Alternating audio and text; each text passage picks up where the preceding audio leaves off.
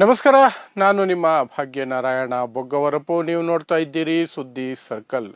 ಸೋನಿಯಾ ಗಾಂಧಿ ಈಗ ನಿರ್ಣಾಯಕ ಯುದ್ಧಕ್ಕೆ ಇಳಿದಿದ್ದಾರಾ ಮೋದಿಯ ವಿರುದ್ಧ ಅನ್ನುವಂತಹ ರೀತಿಯಲ್ಲಿ ಸೋನಿಯಾ ಗಾಂಧಿ ಅವರು ಇತ್ತೀಚಿನ ಚಟುವಟಿಕೆಗಳು ಇದ್ದು ತೋರಿಸ್ತಾ ಇದೆ. ಯಾಕಂದ್ರೆ ಕಳೆದ 2 ವರ್ಷದಿಂದ ಬಹಳ ಡಲ್ ಆಗಿದ್ರು. ಕಾರಣ ಅನಾರೋಗ್ಯ. ಅವ್ರಿಗೆ ಸಮಸ್ಯೆಗಳಿದೆ, ಆರೋಗ್ಯ ಸಮಸ್ಯೆಗಳಿದ್ದಾವೆ. ಅಮೆರಿಕಾಗೆ ಹೋಗಿ ಟ್ರೀಟ್ಮೆಂಟ್ ತಗೊಂಡಿದ್ದಾರೆ, ಏನೋ ಇದೆ. ವಯಸ್ಸು ಸಹ ಒಂದು ಕಾರಣ. ಇದೆಲ್ಲ ಕಾರಣಗಳಿಗಾಗಿ ಅವರು ಒಂಚೂರು ಸೈಡ್ ಲೈನ್ ಆಗ್ಬಿಟ್ರ. ರಾಹುಲ್ ಗಾಂಧಿಗೆ ಒಪ್ಪಿಸ್ಬಿಟ್ರು, ಮತ್ತೆ ಪ್ರಿಯಾಂಕಾ ಗಾಂಧಿನೂ ಕರ್ಕೊಂಡು ಬಂದ್ಬಿಟ್ರು. ಮಲ್ಲಿಕಾರ್ಜುನ ಖರ್ಗೆ ಪಕ್ಷದ ಅಧ್ಯಕ್ಷರಾಗಿದ್ದಾರೆ, ಅವ್ರು ನೋಡ್ಕೊಳ್ತಿದ್ದಾರೆ. ಸೋನಿಯಾ ಗಾಂಧಿ ಅಷ್ಟು ಆಕ್ಟಿವ್ ಇಲ್ಲ ಅಂತ ಕಳೆದ 2 ವರ್ಷದಿಂದ ನಾವು ಗಮನಿಸ್ತಾ ಬಂದಿದ್ದೀವಿ. ಆದರೆ ಈಗ ಕಳೆದ 15 ದಿನಗಳಿಂದ ಸೋನಿಯಾ ಗಾಂಧಿ ಮತ್ತೆ ಹಳೆಯ ದಿನಗಳ ಹಾಗೆ ಎಲ್ಲ ಕಡೆ ಕಾಣಿಸ್ಕೊಳ್ತಿದ್ದಾರೆ, ಎಲ್ಲ ಕಡೆ ಮಾತಾಡ್ತಿದ್ದಾರೆ, ಎಲ್ಲ ವಿಚಾರವಾಗಿಯೂ ಮಾತಾಡ್ತಿದ್ದಾರೆ. ಅದರಲ್ಲೂ ವಿಶೇಷವಾಗಿ ಈಗ ಒಂದು ವಿಡಿಯೋವನ್ನು ಬಿಟ್ಟಿದ್ದಾರೆ. ಮನರೇಗಾವನ್ನ ಕಿತ್ತು ಬಿಸಾಕಿದಾರಲ್ಲ ಮೋದಿ ಸರ್ಕಾರ, ಅದರ ಬಗ್ಗೆ ಒಂದು ವಿಡಿಯೋ ಬಿಟ್ಟಿದ್ದಾರೆ. ಸೊ ಆ ವಿಡಿಯೋದಲ್ಲಿ ಏನಿದೆ ಅನ್ನೋದನ್ನು ವಿವರಿಸ್ತೀನಿ, ಮತ್ತು ಸೋನಿಯಾ ಗಾಂಧಿ ಯಾವೆಲ್ಲ ವಿಚಾರದಲ್ಲಿ ಮತ್ತೆ ಆಕ್ಟಿವ್ ಆಗಿದ್ದಾರೆ, ಅದಕ್ಕೆ ಕಾರಣ ಏನು. ಸೊ ಇದು ನರೇಂದ್ರ ಮೋದಿ ಅವರ ವಿರುದ್ಧ ಸೋನಿಯಾ ಗಾಂಧಿಯ ಫೈನಲ್ ಅಂಡ್ ಪವರ್ಫುಲ್ ಅಟ್ಯಾಕ್, ಒಂದು ನಿರ್ಣಾಯಕವಾದಂತಹ ಯುದ್ಧಕ್ಕೆ ಇಳಿದಿದ್ದಾರೆ. ಅದನ್ನು ಸಹ ಒಂದಷ್ಟು ನೋಡೋಣ. ಸೊ ನಾನು ಹೇಳ್ದಂಗೆ ಸೋನಿಯಾ ಗಾಂಧಿ ಅವರಿಗೆ ವಯಸ್ಸಾಗಿದೆ. ವಯಸ್ಸಾಗ್ತಾ ಆಗ್ತಾ ಮನುಷ್ಯ ಡಲ್ ಆಗ್ತಾ ಹೋಗ್ತಾರೆ. ಅದರ ಜೊತೆಗೆ ಅವರಿಗೆ ಆರೋಗ್ಯ ಸಮಸ್ಯೆನೂ ಇದೆ. ಅದಕ್ಕೆ ಫಾರಿನ್ಗೆಲ್ಲ ಹೋಗಿ ಟ್ರೀಟ್ಮೆಂಟ್ ತಗೊಂಡಿದ್ದಾರೆ. ಸೊ ಅವರು ಲೋಕಸಭಾ ಚುನಾವಣೆಗೂ ಸಹ ಸ್ಪರ್ಧೆ ಮಾಡಲಿಲ್ಲ. ಆ ಜಾಗದಿಂದ ರಾಹುಲ್ ಗಾಂಧಿ ಅವರು ಸ್ಪರ್ಧೆ ಮಾಡಿದ್ರು. ರಾಹುಲ್ ಗಾಂಧಿ ಅವರು ಪ್ರತಿನಿಧಿಸ್ತಾ ಇದ್ದ ವಯನಾಡಿನಿಂದ ಪ್ರಿಯಾಂಕಾ ಗಾಂಧಿ ಅವರನ್ನು ಇಳಿಸಿದ್ರು. ಇದೆಲ್ಲ ನಿಮಗೆ ಗೊತ್ತಿರೋ ವಿಚಾರ. ಆದರೆ ಇತ್ತೀಚೆಗೆ ಕಳೆದ 15 ದಿನಗಳಿಂದ, ಯಾವಾಗ ಈ ವಿಂಟರ್ ಸೆಷನ್ ಶುರುವಾಯ್ತಲ್ಲ, ಚಳಿಗಾಲದ ಅಧಿವೇಶನ ಸಂಸತ್ತಿನಲ್ಲಿ, ಆವಾಗಿಂದ ಸೋನಿಯಾ ಗಾಂಧಿ ಈ ಹಿಂದಿನ ರೀತಿಯಲ್ಲಿ ಆಕ್ಟಿವ್ ಆಗಿದ್ದಾರೆ. ಯಾವ ಮಟ್ಟಕ್ಕೆ ಅಂದರೆ, ಸಂಸತ್ತಿನ ಆವರಣದಲ್ಲಿ ನಡೀತಾ ಇರುವಂತಹ ಪ್ರತಿಪಕ್ಷಗಳು ಮಾಡ್ತಿರುವಂತಹ ಪ್ರತಿಭಟನೆಯಲ್ಲಿ ಸ್ವತಃ ಅವರು ನಿಂತ್ಕೊಂಡು ಪ್ಲಕ್ಕಾರ್ಡ್ ಹಿಡ್ಕೊಂಡು, ಭಿತ್ತಿಪತ್ರಗಳನ್ನು ಹಿಡ್ಕೊಂಡು ಘೋಷಣೆಗಳನ್ನು ಕೂಗೋದನ್ನು ನಾವು ನೋಡಿದ್ದೀವಿ. ಕಳೆದ 2 ವರ್ಷದಲ್ಲಿ ಆ ರೀತಿ ಆಗ್ತಿರ್ಲಿಲ್ಲ. ಅವ್ರು ಎಲ್ಲೋ ಒಂದ್ಸಲ ಪಾರ್ಲಿಮೆಂಟ್ಗೆ ಬರೋರು ಅಥವಾ ಇನ್ನೆಲ್ಲೋ ಕಾಣಿಸ್ಕೋರು ಅಷ್ಟೇ. ಆ ರೀತಿ ಪ್ರತಿಭಟನೆಗಳು ಅಥವಾ ಜೋರಾಗಿ ಏನೋ ಮಾತಾಡೋದು ಯಾವುದೂ ಇರಲಿಲ್ಲ. ಬಟ್ ಈಗ ಪ್ರತಿಭಟನೆಗೆ ಬರೋದು ಮಾತ್ರ ಅಲ್ಲ, ಸಾಮಾನ್ಯ ಕಾರ್ಯಕರ್ತರ ರೀತಿಯಲ್ಲಿ ಪ್ಲಕ್ಕಾರ್ಡ್ ಹಿಡ್ಕೊಂಡು, ಭಿತ್ತಿಪತ್ರಗಳನ್ನು ಹಿಡ್ಕೊಂಡು ಘೋಷಣೆಗಳನ್ನು ಕೂಗೋದು ಸರ್ಕಾರದ ವಿರುದ್ಧ, ಅದನ್ನು ಮಾಡ್ತಿದ್ದಾರೆ. ಮತ್ತು ಮೀಡಿಯಾಗೂ ಮಾತಾಡ್ತಿದ್ದಾರೆ. ಮೀಡಿಯಾಗೂ ಸಹ ಮಾತಾಡಿ ಸರ್ಕಾರವನ್ನು ಅಟ್ಯಾಕ್ ಮಾಡ್ತಿದ್ದಾರೆ, ನರೇಂದ್ರ ಮೋದಿಯನ್ನು ಅಟ್ಯಾಕ್ ಮಾಡ್ತಿದ್ದಾರೆ. ಅದು ಒಂದು ಕಡೆ. ಆದರೆ ಒಂದು ವಿಡಿಯೋ ಬಿಟ್ಟಿದ್ದಾರೆ. ಅವರು ಮಾತಾಡಿರುವಂತಹ ಒಂದು ವಿಡಿಯೋ ಬಿಟ್ಟಿದ್ದಾರೆ. ಅದರಲ್ಲಿ ಅವರು ಆಡಿರುವಂತಹ ಮಾತುಗಳು ಒಂದು ರೀತಿಯಾಗಿ 2004-05ರಲ್ಲಿ ಅವರಿದ್ದಂತಹ ಆ ಶಕ್ತಿಯುತವಾದಂತಹ ಪೊಸಿಷನ್ಗೆ ಅವರನ್ನು ಕರ್ಕೊಂಡು ಹೋಗ್ತಿದೆ ಅಂತ ಅನಿಸುತ್ತೆ. ಯಾವುದರ ಬಗ್ಗೆ ವಿಡಿಯೋ ಮಾಡಿದ್ದಾರೆ ಅಂದರೆ, ನಿಮಗೆ ಗೊತ್ತಿದೆ, ಮನರೇಗಾವನ್ನು ಮಣ್ಣು ಹಾಕಿ ಮುಚ್ಚಿ ಹಾಕ್ಬಿಟ್ರು. ಯಾರು? ಮಿಸ್ಟರ್ ನರೇಂದ್ರ ಮೋದಿ. 2 ಕೋಟಿ ಉದ್ಯೋಗ ಕೊಡ್ತೀನಿ ಇಡೀ ದೇಶಕ್ಕೆ, ವರ್ಷಕ್ಕೆ 2 ಕೋಟಿ ಅಂತ ಹೇಳಿದವರು ವರ್ಷಕ್ಕೆ 50 ಲಕ್ಷ ಕೆಲಸ ಕಳ್ಕೊಳ್ಳುವಂಥ ರೀತಿಯಲ್ಲಿ ಎಕಾನಮಿನ ಕರ್ಕೊಂಡು ಹೋದರು. 200 ಲಕ್ಷ ಕೋಟಿ ರೂಪಾಯಿಗೆ ಸಾಲ ಏರಿಕೆಯಾಗಿದೆ ಇವರು ಬಂದ ಮೇಲೆ. ಯಾಕಂದರೆ 2014ರಲ್ಲಿ ಇವರು ಬಂದಾಗ 58 ಲಕ್ಷ ಕೋಟಿ ಇತ್ತು. ಈಗ ಅದು 200 ಲಕ್ಷ ಕೋಟಿ ದಾಟ್ಬಿಟ್ಟಿದೆ. ಅದರ ಒಳಗಡೆ ಇಲ್ಲ, ಅದರ ಆಚೆಗೆ ಇದೆ.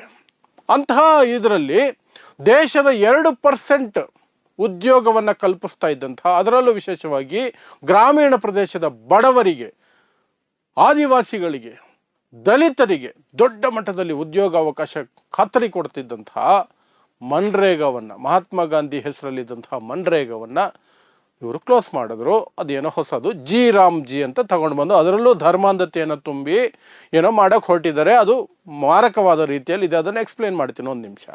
ಸೊ ಅದರ ವಿರುದ್ಧ ಸೋನಿಯಾ ಗಾಂಧಿ ಒಂದು ವಿಡಿಯೋ ಮಾಡಿ ಗುಡುಗಿದ್ದಾರೆ ಮತ್ತು BJPಯ ಭಾಷೆಯಲ್ಲಿ ಮಾತಾಡಿದ್ದಾರೆ. ಅದು ವಿಶೇಷ.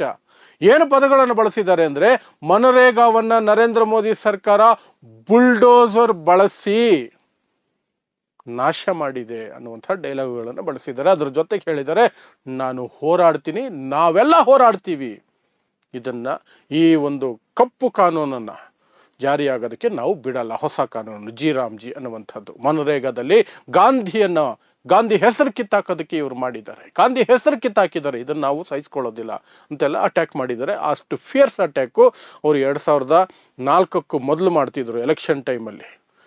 ಆ ಅಟ್ಯಾಕ್ ಮೂಲಕನೇ ಮತ್ತು ಇಡೀ ಕಾಂಗ್ರೆಸ್ಸು ಒಂಥರ ರಿಜುವಿನೇಟ್ ಆಗಿತ್ತು ಆವಾಗ 2004ರಲ್ಲಿ ವಾಜಪೇಯಿ ಸರ್ಕಾರ ಶೈನಿಂಗ್ ಇಂಡಿಯಾ ಅಂತ ಮಾಡಿ ನಾವೇ ಗೆಲ್ಲೋದು ಮತ್ತೆ ಅಧಿಕಾರಕ್ಕೆ ಬರ್ತೀವಿ ಅಂತ ಓಪನ್ ಆಗಿ ಹೇಳ್ಕೊಂಡಿದ್ರು. ಅದ್ರ ಜೊತೆಗೆ ಅವ್ರ ಮನಸ್ಥಿತಿನೂ ಹಾಗೆ ಇತ್ತು, BJPದು ನಾವು ಗೆದ್ದೇ ಬಿಟ್ವಿ ಅನ್ನೋ ಮನಸ್ಥಿತಿಯಲ್ಲಿದ್ದರು. ಮಾಧ್ಯಮಗಳು ಒಪಿನಿಯನ್ ಪೋಲ್, ಎಕ್ಸಿಟ್ ಪೋಲ್ ಎಲ್ಲ ಕಡೆ BJP ವಾಪಸ್, ವಾಜಪೇಯಿ ಸರ್ಕಾರ ವಾಪಸ್ ಅಂತಲೇ ಹೇಳ್ತಿದ್ರು. ಬಟ್ ಏನಾಯಿತು, UPA ಒಂದು ರೀತಿ ಮಿರಾಕಲ್ ರೀತಿಯಲ್ಲಿ ಗೆದ್ಕೊಂಡು ಬಂತು. 160+ ಸೀಟುಗಳನ್ನು ಕಾಂಗ್ರೆಸ್ ಪಡ್ಕೊಳ್ತು. 2009ರ ಹೊತ್ತಿಗೆ, ಒಂದು ವರ್ಷದ ಹಿಂದೆ, 6 ತಿಂಗಳ ಹಿಂದೆನೆ 26/11 ಆಗಿತ್ತು. ಭಾರತದ ಮೇಲೆ ಮುಂಬೈ ದಾಳಿ ಆಗಿತ್ತು. ಅದರ ಹಿನ್ನೆಲೆಯಲ್ಲಿ ಬೇರೆ ವಿಚಾರಗಳು ಅದೆಲ್ಲ ಇಟ್ಕೊಂಡು ಅದ್ವಾನಿ ಪ್ರಧಾನಿ ಅನ್ನುವಂತಹ ಫೇಸು ಎಲ್ಲ ಇಟ್ಕೊಂಡು 2009ರಲ್ಲಿ ಕಾಂಗ್ರೆಸ್ ಸೋಲು ಗ್ಯಾರಂಟಿ, UPA ಸರ್ಕಾರ, ಮನಮೋಹನ್ ಸಿಂಗ್ ಸರ್ಕಾರ ಬಿದ್ದೋಗೋದು ಗ್ಯಾರಂಟಿ ಅಂತಲೇ ಎಲ್ಲರೂ ಅಂದ್ಕೊಂಡಿದ್ರು. ಬಟ್ 2004ಗಿಂತ 2009ರಲ್ಲಿ ಹೆಚ್ಚು ಸೀಟುಗಳನ್ನು ಕಾಂಗ್ರೆಸ್ ಪಡ್ಕೊಳ್ತು. 200+ ಬಂದ್ಬಿಡ್ತು. 200+ ಸೀಟುಗಳನ್ನು ಪಡ್ಕೊಳ್ತು. ಅದೊಂದು ಮಿರಾಕಲಸ್. ಈ ಎರಡೂ ಸಂದರ್ಭಗಳಲ್ಲಿ ಸಹ ಸೋನಿಯಾ ಗಾಂಧಿನೇ ಇಡೀ ಕಾಂಗ್ರೆಸ್ಸನ್ನು ಮುನ್ನಡೆಸಿದ್ದು. ಆಗ ಇದ್ದಂತಹ ಲವಲವಿಕೆ, ಚಟುವಟಿಕೆ, ಎನರ್ಜಿ ಈಗ ಮತ್ತೆ 15 ದಿನಗಳಿಂದ ತೋರಿಸ್ತಿದ್ದಾರೆ. ಅದು ಎಲ್ಲರನ್ನೂ ಆಶ್ಚರ್ಯಚಕಿತರನ್ನಾಗಿ ಮಾಡ್ತಿದೆ. ಪ್ಲಸ್ ಇದನ್ನು ಎಲ್ಲರೂ ನೋಡ್ತಿರುವಂತಹದ್ದು ಸೋನಿಯಾ ಗಾಂಧಿಯವರ ಅಂತಿಮ ಮತ್ತು ನಿರ್ಣಾಯಕ ಅಟ್ಯಾಕು ಮೋದಿ ವಿರುದ್ಧ. ಈ ಬಾರಿ ಮೋದಿ ಸರ್ಕಾರವನ್ನು ಕೆಡವಿಯೇ ತೀರ್ತಾರೆ.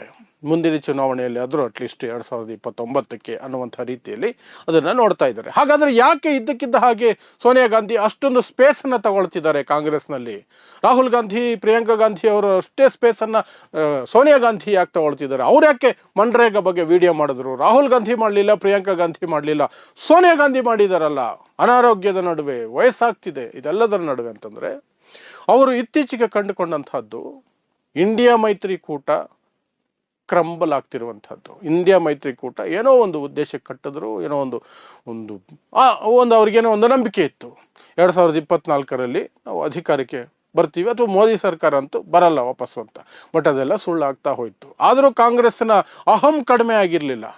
ರಾಹುಲ್ ಗಾಂಧಿ, ಇವರು ಮಲ್ಲಿಕಾರ್ಜುನ ಖರ್ಗೆ, ಇವರು ಪ್ರತಿಪಕ್ಷಗಳು, ಬೇರೆ ಮಿತ್ರ ಪಕ್ಷಗಳಿದ್ರಲ್ಲ ಇಂಡಿಯಾ ಮೈತ್ರಿಕೂಟದಲ್ಲಿ, ಅವರಿಗೆ ಜಾಸ್ತಿ ಸ್ಪೇಸ್ ಕೊಡೋಕೆ ಇಷ್ಟಪಡಲಿಲ್ಲ.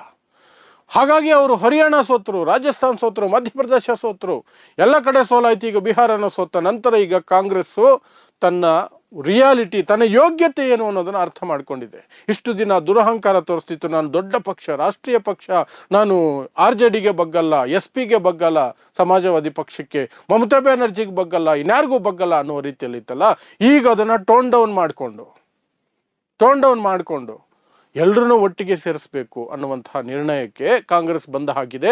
ಆ ಒಟ್ಟಿಗೆ ಸೇರಿಸುವಂತಹ ಶಕ್ತಿ ಮತ್ತು ಅನುಭವ ಇದೆಯಲ್ಲ, UPAನ ಒಟ್ಟಿಗೆ ಸೇರಿಸಿದ್ದು, ಅದು ಕೇವಲ ಸೋನಿಯಾ ಗಾಂಧಿ ಅವರ ಹತ್ರ ಇದೆ. ಹಾಗಾಗಿ ಸೋನಿಯಾ ಗಾಂಧಿ ಅವರೇ ಈಗ ಅದನ್ನು ಮುಂದಕ್ಕೆ ತಗೊಂಡು ಹೋಗಬೇಕು. ಇಂಡಿಯಾ ಮೈತ್ರಿಕೂಟವನ್ನು ಸ್ಟ್ರಾಂಗ್ ಮಾಡಬೇಕು ಅಂದರೆ ಸೋನಿಯಾ ಗಾಂಧಿ ಅವರು ಹೆಚ್ಚು ಎಫರ್ಟ್ ಹಾಕಬೇಕು ಅನ್ನುವಂತಹ ನಿರ್ಧಾರಕ್ಕೆ ಕಾಂಗ್ರೆಸ್ ಬಂದ ಹಾಗಿದೆ.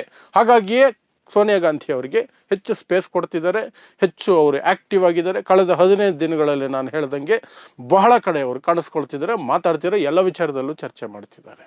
ಸೊ ಇದು may be good for the India ಮೈತ್ರಿಕೂಟ. ಯಾಕಂದರೆ ಮಮತಾ ಬ್ಯಾನರ್ಜಿಯಿಂದ ಹಿಡಿದು ಬೇರೆ ಯಾವೆಲ್ಲ ನಾಯಕರಿದ್ದಾರೆ ಇಂಡಿಯಾ ಮೈತ್ರಿಕೂಟದಲ್ಲಿ, ಅವರೆಲ್ಲ ಸೋನಿಯಾ ಗಾಂಧಿ ಅವರಿಗೆ ಮರ್ಯಾದೆ ಕೊಡ್ತಾರೆ, ಅವ್ರ ಮಾತಿಗೆ ಒಂದು ಬೆಲೆ ಕೊಡ್ತಾರೆ. ಅವರೇ ಬಂದು ಡಿಸ್ಕಷನ್ಗೆ ಕೂತ್ರೆ ಅದರದ್ದು ಲೆಕ್ಕಾಚಾರಗಳೇ ಬೇರೆ ಇರ್ತವೆ. ಹಾಗಾಗಿ ಅವರು ಬಂದಿರುವಂಥ ಎಲ್ಲ ಸಾಧ್ಯತೆ ಇದೆ. ಸೊ ಎನಿಹೌ, ಈಗ ವಿಪಕ್ಷ ಮತ್ತು ಏನು ಸರ್ಕಾರ ಏನಿದೆ, ಮೋದಿ ಸರ್ಕಾರ ವಿಪಕ್ಷ ಮೊದಲಿನ ರೀತಿಯಲ್ಲಿ ತುಂಬ ದೊಡ್ಡ ಅಂತರ ಇದೆ, ವಿಪಕ್ಷ ಏನು ಮಾಡ್ಕೊಳ್ಳೋಕ್ಕಾಗಲ್ಲ ಅನ್ನುವಂತಹ ಪರಿಸ್ಥಿತಿಯಲ್ಲಿಲ್ಲ. ಮೋದಿ ಸರ್ಕಾರ ಅಲ್ಪಮತದಲ್ಲಿದೆ. ಗೋಧಿ ಮಾಧ್ಯಮಗಳ ಬಿಲ್ಡಪ್ ನೋಡಿ, ಅದನ್ನು ಮರಿಬೇಡಿ. ಮೋದಿ ಸರ್ಕಾರ ಅಲ್ಪಮತದಲ್ಲಿದೆ, 240ರಲ್ಲಿದೆ. ನಿತೀಶ್ ಕುಮಾರ್, ಚಂದ್ರಬಾಬು ನಾಯ್ಡು ಅವರಿಬ್ಬರು ಕೈ ಎತ್ತಿದ್ರೆ ಮುಗೀತು ಮೋದಿ ಕತೆ. ಅವರಿಬ್ಬರು ಏನಾದರೂ ಈ ಕಡೆ ಜಂಪ್ ಆಗಿಬಿಟ್ರೆ ಇಂಡಿಯಾ ಮೈತ್ರಿಕೂಟಕ್ಕೆ, ಮೋದಿ ಕತೆ ಮುಗೀತು, BJP ಕತೆ ಮುಗೀತು, NDA ಸರ್ಕಾರನೂ ಕೊಲ್ಯಾಪ್ಸ್ ಆಗುತ್ತೆ. ಸೊ ಈ ಟೈಟಲ್ ಇರೋದ್ರಿಂದ ಇಂಥ ಬೆಳವಣಿಗೆಗಳು ಈಗ ಪ್ರತಿಪಕ್ಷ ಮತ್ತು ಆಡಳಿತ ಪಕ್ಷದ ನಡುವೆ ದೊಡ್ಡ ಸಂಘರ್ಷಕ್ಕೆ ಒಂದು ಇಂಟ್ರೆಸ್ಟಿಂಗ್ ಸ್ಟೇಜನ್ನು ಸೆಟ್ ಮಾಡ್ತಾ ಇದೆ. ಅದಕ್ಕೆ ಸೋನಿಯಾ ಗಾಂಧಿ ಅವರು ಮಾಡ್ತಿರುವಂತಹ ಎಫರ್ಟ್ ಇದೆಯಲ್ಲ, ಅದು ಇನ್ನಷ್ಟು ಶಕ್ತಿಯುತವಾಗಿ ಇಂಡಿಯಾ ಮೈತ್ರಿಕೂಟಕ್ಕೆ ಕೆಲಸ ಮಾಡುವಂಥ ಎಲ್ಲ ಸಾಧ್ಯತೆಗಳಿದ್ದಾವೆ.